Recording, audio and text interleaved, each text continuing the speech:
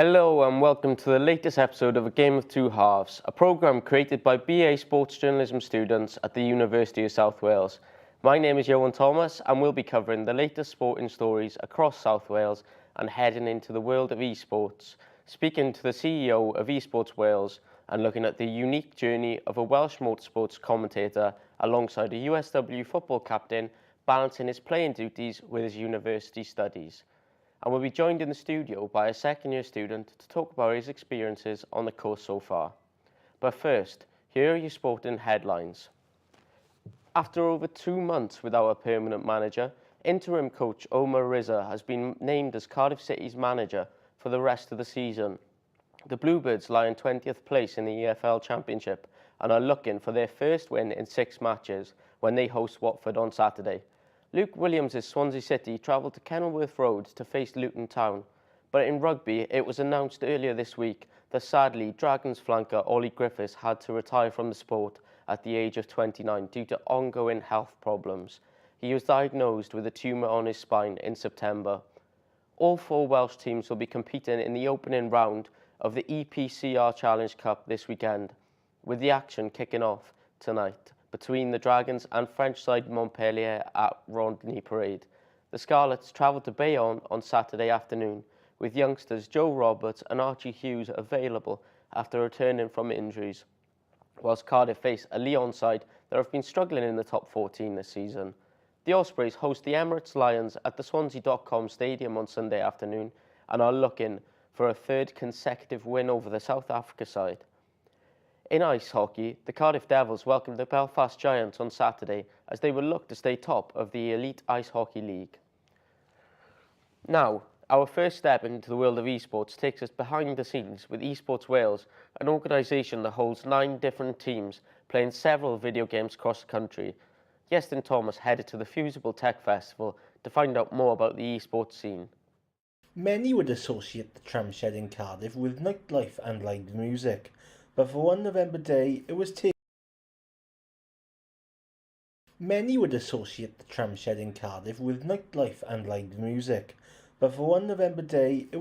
over by a technology event taking place at the venue.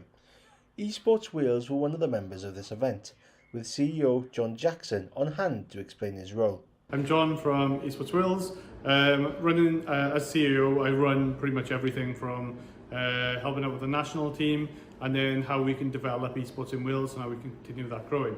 So for us, we've got the national team. Underneath that, we've got the Welsh Esports League, where we've got around 15 clubs now playing in the Welsh Esports League registered to Wales. Then we help out with universities and then colleges and schools. Esports Wales compete in several tournaments across multiple video games, including EAFC and Formula 1 being 2 sporting titles that the team have competed in over recent years. Elsewhere, Zach Finch is a part of the admin team at the Rocket League Championship Series, but he did mention how the COVID-19 pandemic gave esports a platform that it might not have had under normal circumstances. I sort of big rise when I started. I'd say right as COVID started, there was a big boom because traditional sports took a massive hit. So people were still wanting to watch something competitive that they can get involved in, but they wanted it, but due to restrictions obviously had to be online. So as a result, everyone flocked to esports. That's where you saw the biggest booms in a load of things. That's where viewership peaks for a lot of big games.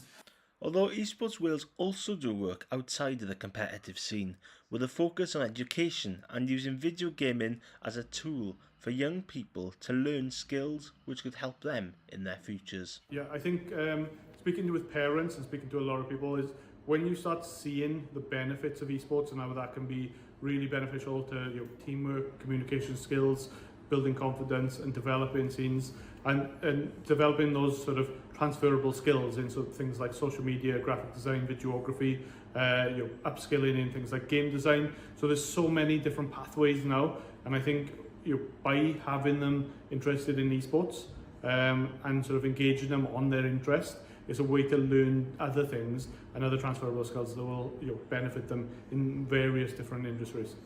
It's been quite the insight year at the Fusible Technology event at the Tram Shed in Cardiff to discover all the different features behind Esports Wales and the future that it holds, not just in the competitive esports side of things, but to develop crucial skills for young people across And Wales.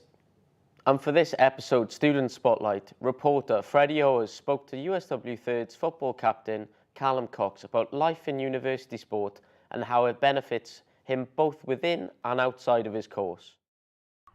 Wednesdays here at the USW Sports Park are a great opportunity for students to take their mind off their courses and get stuck into a bit of sport. I spoke to USW Third's captain Callum Cox about his experiences.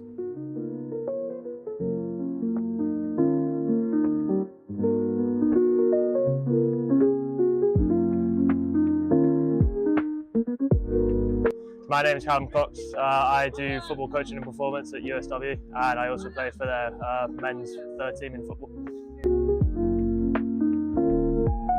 I think it opens up great opportunities because for my course especially, obviously you're not really doing much of the physical aspects. So you're kind of trying to do more theory, if anything. So this is very much to get me in shape and obviously get back into playing football. I think it's great because I think some other universities wouldn't let you have that opportunity. So it's a great opportunity to have, and I just take it with everything that I have really. So I'm grateful for it. Yeah, it's brilliant. I mean the vibe around the team is actually brilliant. So I've enjoyed it very much. So I couldn't really wish for a better atmosphere, to be honest. So yeah, it's been very enjoyable.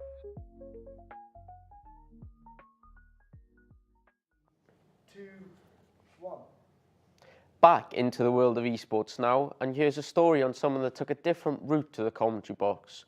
George Morgan spent the beginning of his career commentating from home. Iestyn Thomas caught up with him to talk about his journey so far.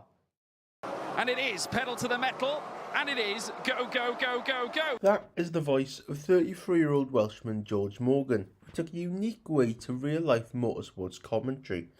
After beginning in 2017 to commentate online races involving his friends in the sim racing scene, his rise really began during the COVID-19 pandemic. COVID hit, and then I was furloughed by Tata, and therefore I had 8-9 months of just doing absolutely nothing. So I thought I would invest fully into my sim racing commentary, and after one thing led to another, I got taken on by bigger leagues, bigger organisations, started commentating on the top esports drivers like Jarno Opmeer, Barry Burremand, Danny Berejnay, and many more. And then eventually PSGL happened as well, which obviously I had a role in creating, and it just kind of spiraled and went off from there.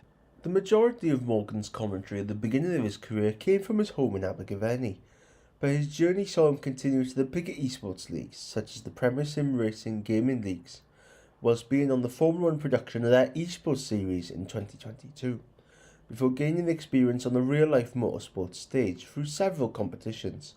Despite his unusual sim racing background, Morgan has travelled the world, travelling to circuits in Belgium, France and Abu Dhabi. Eventually then I got my start at the International GT Open, full championship calendar as of 2022. And I can remember, like it was yesterday, my reaction. I was stunned, pretty much. I just sort of said, "Yep, that sounds great." Thinking just it wasn't real, you just don't think about these things. But it was great. I got to do GT Open, Euro Formula, GT Cup. I got a chance to do Frecker as well. Commentated on the likes of Andrea Kimi Antonelli, who is obviously going to be commencing his F1 journey next season in 2025, and it's just a privilege to have this opportunity, and not just in the motorsport world as well. I've also enjoyed watching the sim racing side grow at the same time. You began at the sim racing level, and what future do you expect from that? Yeah, I think it's got a lot of growing to do. We're still quite a ways off where your typical esports events are. If you look at the likes of Fortnite, Call of Duty, you've got huge events, Counter-Strike as well, and when you compare the world of FPS and those kinds of games, League of Legends, things of that nature, even FIFA to a degree, sim racing has got a long way to go to catch up. It's still very much in its infancy. With Morgan setting off to attend events in Madrid and Yas Marina over the next couple of weeks, could we see more people emulating him by taking up the commentary positions in sim racing alongside the talented esports drivers? Iestyn Thomas, USW. Now, moving on to the entertainment side of the show, with a quiz taking place between two USW sports journalism students, Leah Bauer and James Dow, on the events that have taken place in Welsh sport so far this year. Iestyn Thomas was their host. It's a simple quiz, just 5 questions about Welsh sport in 2024. To win, just get more questions right. Who was Wales' first goal scorer under new head coach Craig Bellamy? Harry Wilson. A top tip for all future quizzes, always ask to see if it is the correct answer. Wales women broke their attendance record against the Republic of Ireland last month, but what was their previous record also broken this year? 12,600. 12,250. I'll give the answer, 12,741, so Leah will get the point. Thank God. Okay. In combined both men's and women's international rugby sides, how many test matches did Wales win this year? 0. 1. James is closer. The answer is 2. 4. Oh, they did better than I thought.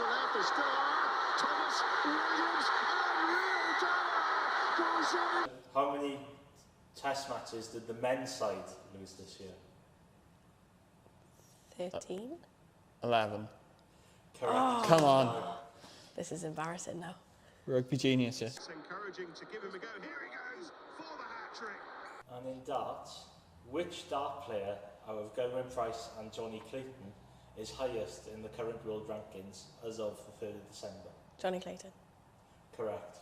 Thought so. Sadly, that wasn't enough for Leah, as James Dow is the winner. Come on. By 3 questions correct to 2. That's a poor show from me, that. I'll take that. Another championship win. It looks like they could have done with some VAR on that quiz, but now we're delighted to be joined by second-year sports journalism student Harry Tovey. So, Harry, how are you finding the second year of the course so far? Yeah, it's going well, to be honest. A lot better than last year. I feel like we've got more sort of responsibility and we're getting on, like working more together, producing stuff, well, yesterday we did a panel event talking about life after sport and that went really well, but yeah, it's going well. So in your second year, I understand work placement is a big part of that year. How is your work placement this year and what are you doing in your role? So I'm doing, I'm the club reporter for Cardiff RSC in the Super Rugby Cymru. I've been up and down the country reporting on them, and we were told at the start of the year, you have to get 70 hours sort of placement, but I think I've gone way over that because I just enjoy it a lot. For me, it doesn't seem like a placement. It seems like I'm doing something that's a part of my hobby, and rugby's definitely one of my passions, so I'm really enjoying it. So what sort of roles do you do within the club? I know you said you're a reporter, but how far does that stretch? So I do the match reports, match previews, sometimes interview the coach and captains, and I also do the live blog come match day. Is club media a field you want to go into then? Yeah, I mean, I'm open to it. I'm like my written journalism because I do a lot with Ruck as well. That's the other placement I do, but I wouldn't mind going down the media route, if I'm being honest. Yeah, so you talked a lot about working in a team. How did you sort of plan the panel event? So we had, I want to say, like 6 weeks to get it all together, so it was quite tricky. We had a couple of dropouts, but putting it together was quite easy because we all worked as a team, and it's one of the things this year as well is we're working more together. Yeah. And that's quite good. Unlike last year, it was all of us are just one person, but this year we're all as a team, and it's bonding us all quite well as well. Great, thank you so much, Harry. Just like to say thank you once again for Harry to joining us in the studio. But that is all we have time for on today's show. But here's what you can expect from our next showing on A Game of Two Halves. I got the opportunity to play for the first team, and I got my Welsh cap. For participants to go and enjoy it like yourself, to have a run round in awful conditions, but come back with a smile as long as a mile. I can do my coach education as part of my course, so it's a very great experience for me. Thank you once again to everyone that has watched the show. I've been your host today, Iestyn Thomas, and we would be delighted for you to join us in our next episode at 11:45. Goodbye for now.